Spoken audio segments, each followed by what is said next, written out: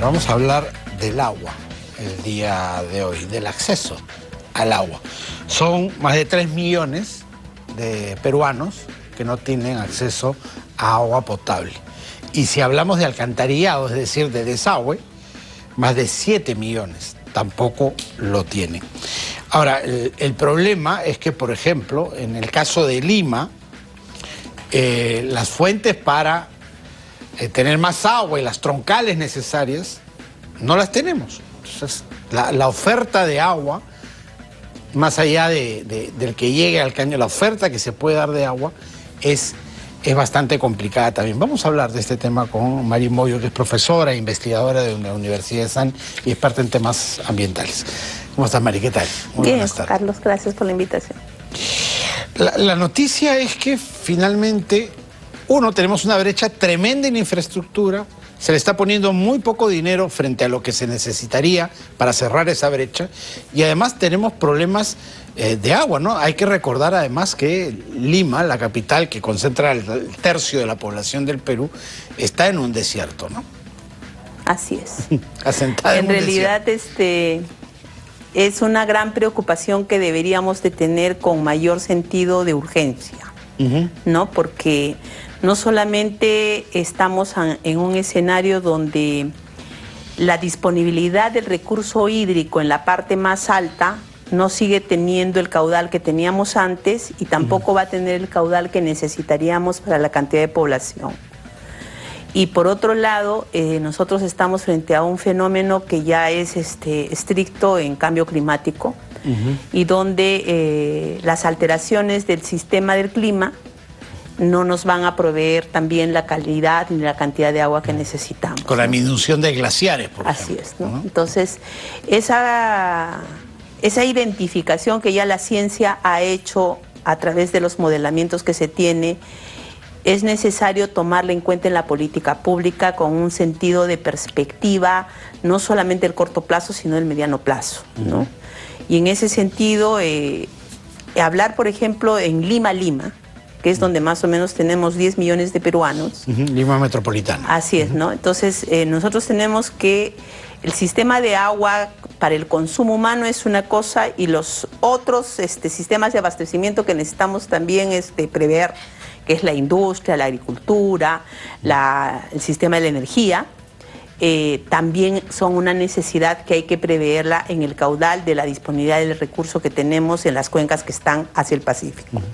Además, una ciudad tan grande, asentada, repito, en el desierto, debería tener un sistema agresivo de reutilización de agua, ¿no? Que tampoco hay, ¿no? Hasta hace poco el agua se tiraba prácticamente sin tratar al océano. Hoy hay una planta que ayuda, pero igual el agua regresa al mar cuando eso podría ser tratado y reutilizado para el riego, por ejemplo, de áreas verdes.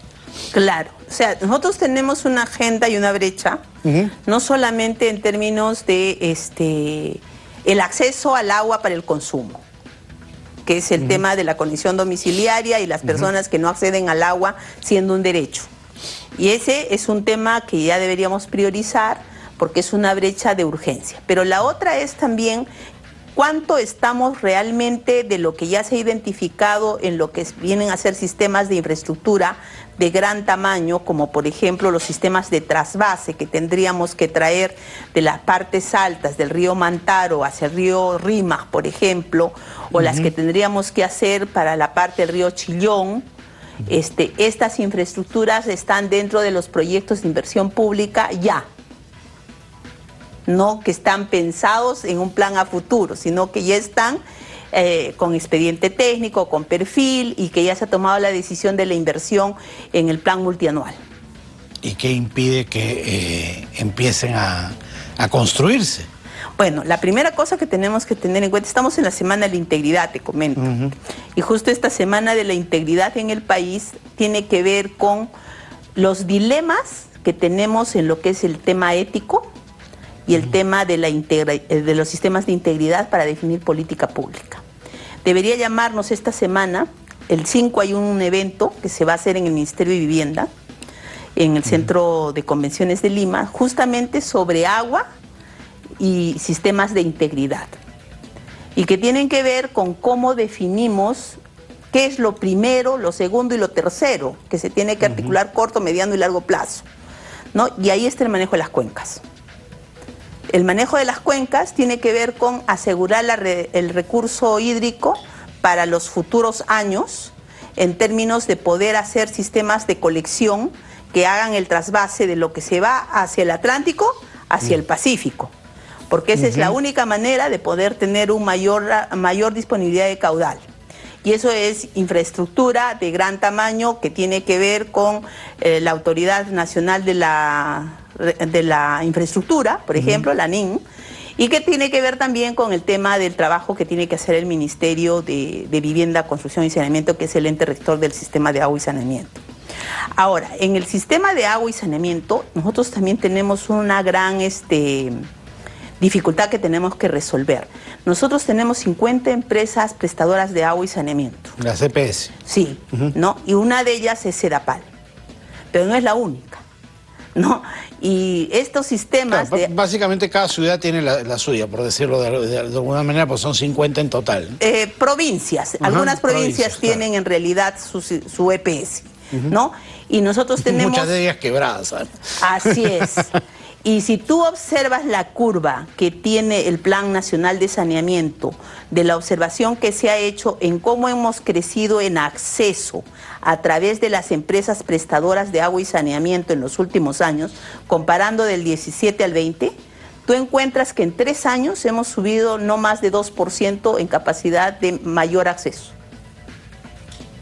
En agua y en saneamiento hasta el 5%. Entonces, no estamos avanzando mucho en cerrar las brechas.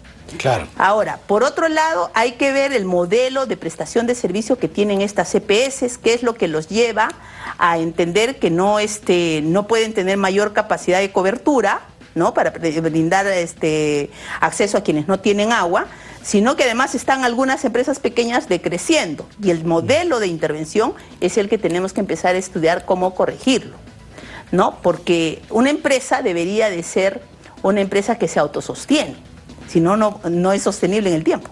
Claro. ¿No? Entonces, y por otro lado, nosotros tenemos que en Lima el 40% de toda la cobertura la tiene Sedapal, ¿no? Entonces, o sea, el 60% está por fuera del sistema. O sea, así. tenemos bastante población que está en otros sistemas. Por ejemplo, tenemos el tema de la población que se abastece de tanques. Todavía tenemos ese gran grueso de la población. Entonces, lo que necesitamos... Tanque para el abastecimiento, silo para el desagüe. No hay conexión a red. Así es. Entonces, eso, por ejemplo, es un tema ético, es un tema de integridad. ¿Por qué? Porque estando en la capital, en Lima, nosotros tenemos una brecha muy alta que todavía cerrar, y eso depende de política pública que tenga que priorizarse.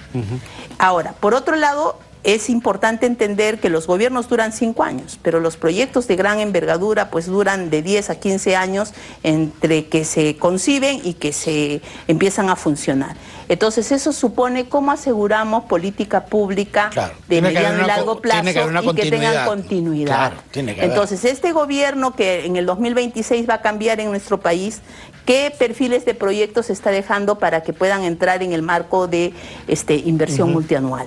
Eso es importante entender, cómo traemos, por ejemplo, los sistemas de trasvase, cómo hacemos el manejo de la cuenca en la parte alta y cómo hacemos el manejo de los servicios sistémicos en todo lo que es el trayecto de la cuenca. Por ejemplo, cada una de las 3 cuencas que nosotros tenemos, están una en 140 kilómetros, otra en 160, otra en 120 creo. O sea, las 3 cuencas que tenemos en Lima tienen ese recorrido de más de 120, 130, 140 kilómetros de recorrido. Toda esa zona del recorrido hay infraestructura natural, hay infraestructura gris que se tiene que hacer, y hay también sistemas ecosistémicos o biodiversidad que vamos a tener que mantener y sostener, y sobre eso se tiene que hacer el manejo de la cuenca.